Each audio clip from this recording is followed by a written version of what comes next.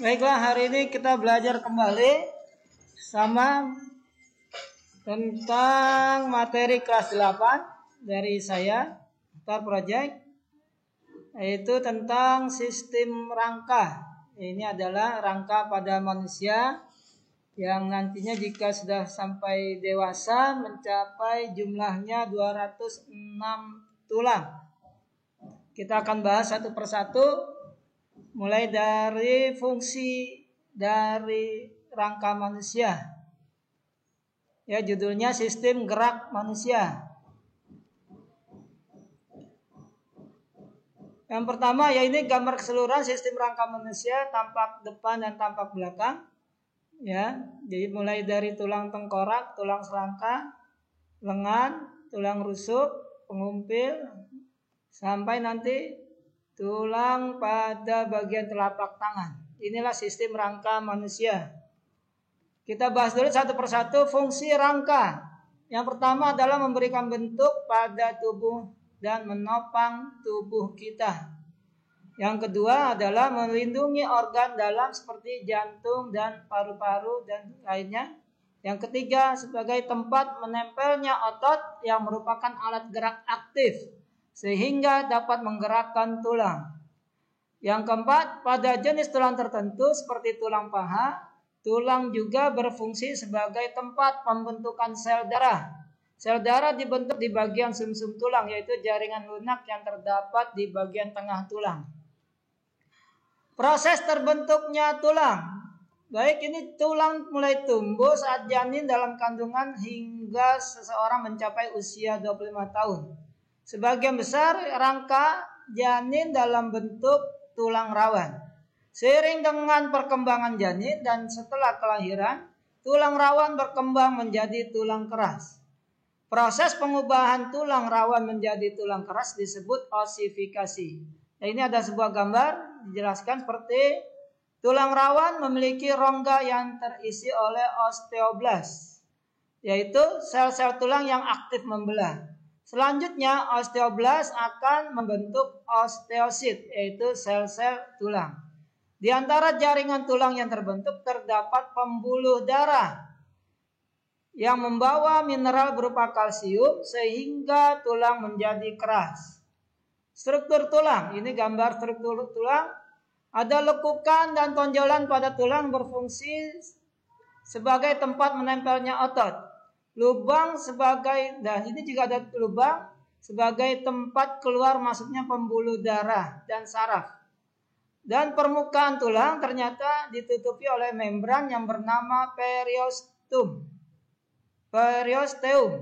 yang berupa pembuluh darah kecil yang berfungsi membawa zat makanan ke dalam tulang dan berperan dalam pertumbuhan dan perbaikan tulang. Pada bagian bawah periosteum ada tulang kompak, ya, ada tulang kompak, yaitu satu lapisan tulang yang keras dan kuat mengandung sel-sel tulang, pembuluh darah, zat kapur dan fosfor serta serabut elastis. Zat kapur dan fosfor menjadikan tulang keras, sedangkan serabut elastis berfungsi untuk mempertahankan tulang agar tetap kuat, tidak mudah rapuh dan tidak mudah patah. Struktur tulang. Selanjutnya kita bahas struktur tulang yaitu tulang spons. Struktur tulang spons kurang kompak, banyak ruang kecil terbuka terdapat pada tulang panjang. Bagian tengah berupa saluran berisi sumsum. Sumsum merah tulang terdapat pada ujung di antara tulang spons. Dan juga ada sumsum kuning di bagian tengahnya. Ujung tulang ditutup oleh lapisan jaringan tebal, lunak dan lentur yang kita kenal dengan tulang rawan atau kartilago. Tulang rawan juga terdapat pada dinding saluran pernapasan, hidung dan telinga. Macam-macam tulang ya kita sudah ketahui, ini ada tulang lengan atas, tulang dada, tulang punggung, dan tulang ruas jari kaki. Ini macam-macam tulang. Berdasarkan jenisnya, tulang dibedakan menjadi yang pertama tulang panjang, bentuknya tabung dan umumnya berongga. Tulang paha, yaitu ada pada tulang paha, tulang betis, tulang kering, ya tulang paha, betis, tulang kering, dan tulang pengumpil. Ya ini tulang pengumpil. Adapun yang kedua adalah tulang pipi. yaitu berupa 2 lempeng tulang kompak dan tulang spons. Di dalamnya ada sum-sum tulang. Tulang pipi bisa ditemukan pada tulang rusuk, tulang belikat, dan tulang tengkorak. Ya, tulang belikat, tulang tengkorak, dan tulang rusuk. Ya, ini tulang rusuk. Yang ketiga, tulang pendek. Tulang yang berbentuk kubus, bulat kecil atau berbentuk paku. Kita temukan pada tulang pergelangan tangan dan kaki. Ada yang terakhir adalah tulang tak beraturan, yaitu tulang yang bentuknya tidak termasuk bentuk tulang pipi, tidak termasuk bentuk tulang panjang, dan tidak termasuk bentuk tulang pendek. Yaitu ditemukan pada tulang wajah, tulang rahang, tulang belakang, dan tulang pinggul. Sendi. Sendi adalah tempat bertemunya 2 tulang atau lebih. Dengan adanya sendi, hubungan antara tulang-tulang tubuh dapat digerakkan. Berdasarkan geraknya, banyak sedikitnya gerakan, sendi dibagi menjadi 3. Sinartrosis, amfiartrosis, dan diartrosis. Sinartrosis kita kenal juga namanya sendi mati, yaitu persendian yang tidak memungkinkan untuk terjadinya gerakan. Yaitu terletaknya pada tulang tengkorak. Yang kedua, amfiartrosis. Persendian yang hanya memungkinkan terjadinya sedikit gerakan, yaitu pada ruas tulang belakang. Diartrosis. Diartrosis merupakan persendian yang memungkinkan untuk terjadinya gerakan yang lebih leluasa. Dibagi menjadi 5. Sendi peluru, sendi engsel, sendi putar, sendi pelana, dan sendi geser. Sendi peluru. Sendi peluru menghubungkan antara satu tulang yang mempunyai satu ujung bulat yang masuk ke ujung tulang lain yang berongga seperti mangkok. Ya, ini gambarnya seperti mangkok, membentuk gerakan yang sangat bebas. Contohnya kita temukan pada sendi antara tulang lengan atas dan tulang belikat. Dan satu lagi antara tulang pinggul dan tulang paha. Ini bisa lihat pada bagaimana gerakan dari taekwondo melakukan tendangan berputar. Ini merupakan contoh sendi peluru. Yang kedua, sendi engsel. Memiliki gerakan satu arah ke depan atau ke belakang. Ya, ini dia ditemukan pada tulang lengan atas dan tulang pengumpil. Ini contohnya adalah ketika orang mengangkat barbel antara tulang lengan atas dan tulang pengumpil. Ini adalah contoh gerak sendi engsel. Sendi putar adalah salah satu tulang berfungsi sebagai poros. Yang satu lagi berbentuk cincin yang bisa berputar pada poros tersebut. Contohnya adalah persendian antara tulang tengkorak dan tulang leher. Sehingga kita dapat memutar, mengangguk, dan menggeleng. Sendi pelana dinamakan sendi pelana karena merupakan pertemuan antara 2 tulang yang berbentuk seperti pelana. Ya, dan memungkinkan untuk menggerakkan tulang ke 2 arah, muka, belakang, dan ke samping. Contohnya adalah pada pangkal ibu jari. Ya, seperti ini gerakannya. Terakhir adalah sendi geser. Sendi yang menghubungkan antara 2 tulang yang memiliki permukaan yang datar. Prinsip kerja sendi ini adalah satu bagian tulang bergerak menggeser di antara tulang lain dan memungkinkan tulang bergerak ke depan dan ke belakang. Contoh, tulang pergelangan tangan dan kaki. Ya, biasa kita temukan pada saat kita mengambil buku, makan. Ya, ini merupakan contoh dari sendi geser. Kita beralih ke otot. Tulang dan sendi pada tubuh kita digerakkan oleh otot, sehingga otot disebut alat gerak aktif. Otot adalah jaringan yang dapat kontraksi menjadi lebih pendek sehingga bagian tubuh bergerak dan hal ini memerlukan energi. Ya, ini gambar otot pada manusia. Contohnya adalah dengan melakukan kegiatan seperti gambar, kita ketahui bahwa otot bekerja di bawah kesadaran, artinya kita yang mengendalikan. Ternyata ada otot yang bekerja di luar kesadaran. Ya, kalau otot ini di bawah kesadaran, tapi ada otot yang di luar kesadaran. Ya, seperti aktivitas jantung dan otot lambung dalam mencerna makanan.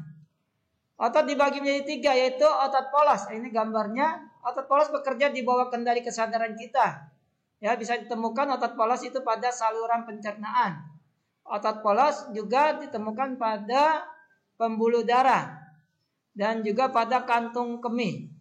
Sel-sel otot polos adalah sel otot yang paling sederhana, berbentuk gelondong panjang dan setiap sel memiliki satu inti di tengah.